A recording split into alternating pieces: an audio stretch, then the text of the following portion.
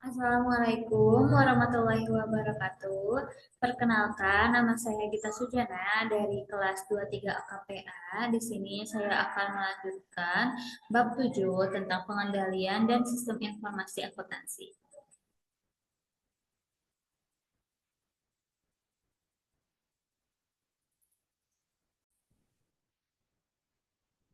Yang pertama itu pemisahan tugas. Pengendalian internal yang baik mensyaratkan tidak ada satu pegawai pun yang diberi terlalu banyak tanggung jawab atas transaksi atau proses bisnis. Seorang pegawai tidak boleh berada di sebuah posisi untuk melakukan dan menyamarkan penipuan. Pemisahan tugas dibahas dalam dua sesi terpisah. Yang pertama, pemisahan tugas akuntansi dan pemisahan tugas sistem. Pemisahan tugas akuntansi yang efektif tercapai ketika fungsi-fungsi berikut dipisahkan. Yang pertama, fungsi penyimpanan, yaitu menangani kas dan menangani persediaan peralatan atau aktiva tetap, menerima cek yang dikirim. Yang kedua, fungsi pencatatan, yaitu menyiapkan dokumen sumber atau memasukkan data secara online, memelihara jurnal buku besar file database, menyiapkan rekonsiliasi, dan menyiapkan laporan kinerja. Dari kedua fungsi ini berfungsi untuk mencegah pegawai melakukan pemalsuan catatan untuk menyamarkan pencurian aset yang dipercaya kepada mereka.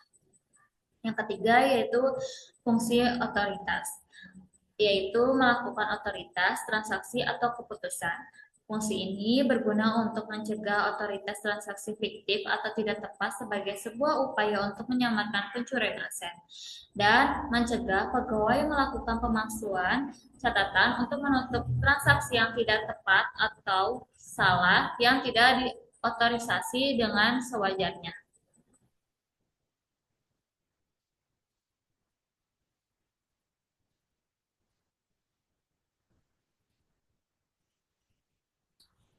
Pemisahan tugas sistem dalam sebuah sistem informasi, prosedur yang dijalankan oleh individu berbeda dikombinasikan.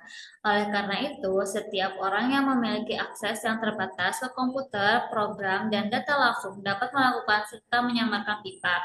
Untuk melawan ancaman ini, organisasi menerapkan pemisahan tugas sistem. Wewenang dan tanggung jawab harus dibagi dengan jelas melalui fungsi-fungsi sebagai berikut. Yang pertama, administrator sistem, yaitu memastikan seluruh komponen sistem informasi berjalan dengan lancar dan efisien. Yang kedua, manajer jaringan, memastikan bahwa perangkat ditautkan ke jaringan internal dan eksternal organisasi dan memastikan pula bahwa jaringan tersebut beroperasi dengan baik. Yang ketiga, manajemen keamanan, memastikan bahwa sistem yang ada aman dan terlindungi dari ancaman internal dan eksternal. Yang keempat, manajemen perubahan adalah proses proses untuk memastikan perubahan dibuat dengan lancar dan efisien, tidak memengaruhi keterandalan, keamanan, kerahasiaan, integritas, dan ketersediaan sistem secara negatif. Yang kelima, penggunaan mencatat transaksi, melakukan otorisasi data untuk diproses, dan menggunakan output sistem. Yang keenam, analisis sistem. Membantu penggunaan menentukan kebutuhan informasi mereka dan mendesain sistem agar sesuai dengan kebutuhan-kebutuhan tersebut. Yang ketujuh, pemrograman. Membuat dan mengembangkan desain analis, mengodekan dan menguji program komputer. Yang kedelapan, operator komputer. Menjalankan perangkat lunak pada komputer perusahaan. Mereka memastikan bahwa data dimasukkan dengan tepat, diproses dengan benar, dan output yang diperlukan akan dihasilkan. Yang kesembilan itu pustakawan sistem informasi, memelihara penyimpanan database, file, dan program perusahaan dalam area penyimpanan terpisah yang disebut dengan perpustakaan sistem informasi.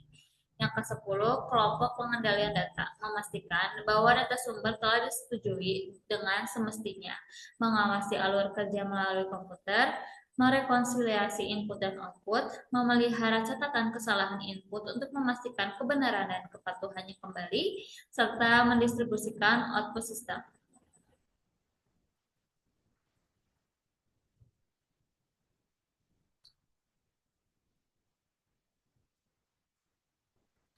Selanjutnya, pengembangan proyek dan pengendalian akuisisi atau perolehan.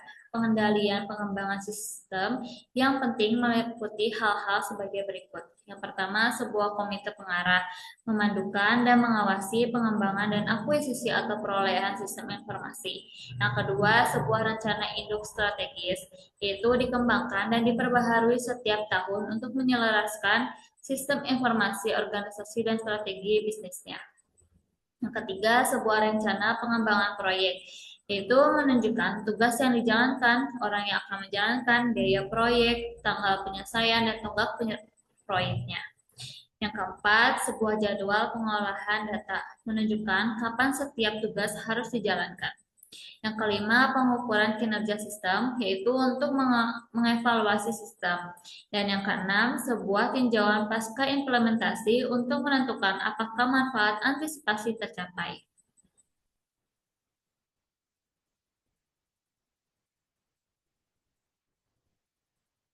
Selanjutnya, mengubah pengendalian manajemen. Organisasi memodifikasi sistem untuk merefleksikan praktik-praktik bisnis baru dan untuk memanfaatkan penguasaan TI.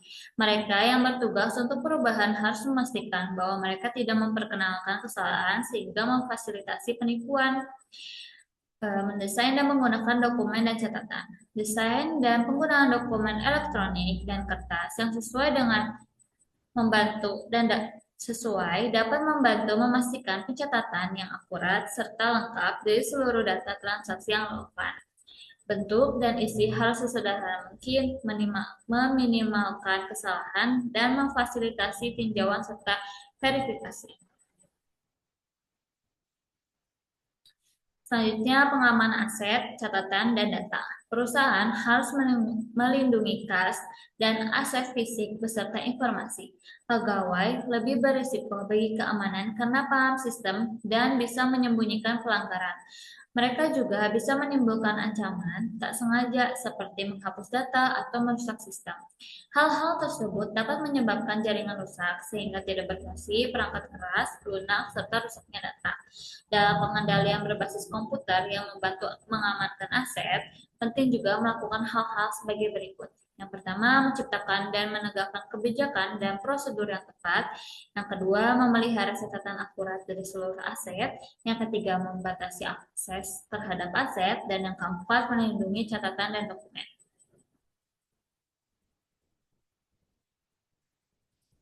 Selanjutnya, pengecekan kinerja yang independen. Yang pertama, tinjauan tingkat atas. Manajemen harus mengawasi hasil perusahaan dan membandingkan kinerja perusahaan secara periodik. Yang kedua, tinjauan analitis. Sebuah pemeriksaan hubungan di antara set-set data yang berbeda. Yang ketiga, rekonsiliasi catatan-catatan yang dikelola secara independen. Catatan-catatan harus direkonsiliasi terhadap dokumen dan catatan dengan saldo yang sama. Yang keempat, perbandingan terhadap kuantitas aktual dengan jumlah dicatat. Aset yang signifikan secara periodik dihitung dan direkonsiliasikan terhadap catatan perusahaan. Yang kelima, akuntansi double entry memungkinkan cek mandiri lewat keseimbangan debit dan kredit. Dalam pengkajian, perbandingan total debit dan kredit membantu mendeteksi kesalahan.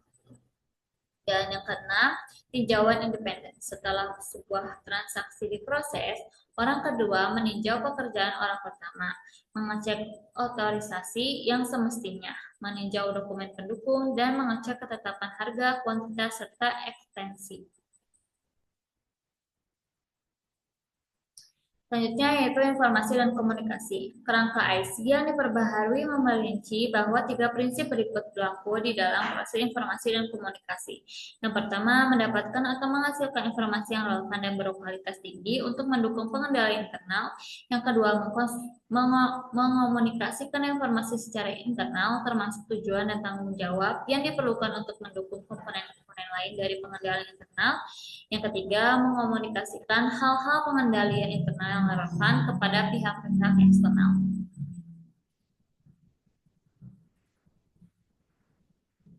Selanjutnya, pengawasan.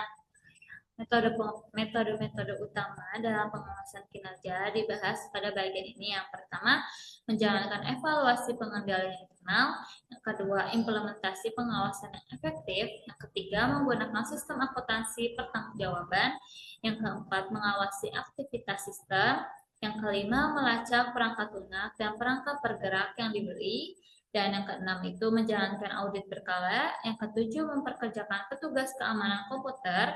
Yang kedelapan, menyewa spesialis forensik. Yang kesembilan, memasang perangkat lunak deteksi penipuan. Dan yang kesepuluh, mengimplementasikan hotline penipuan.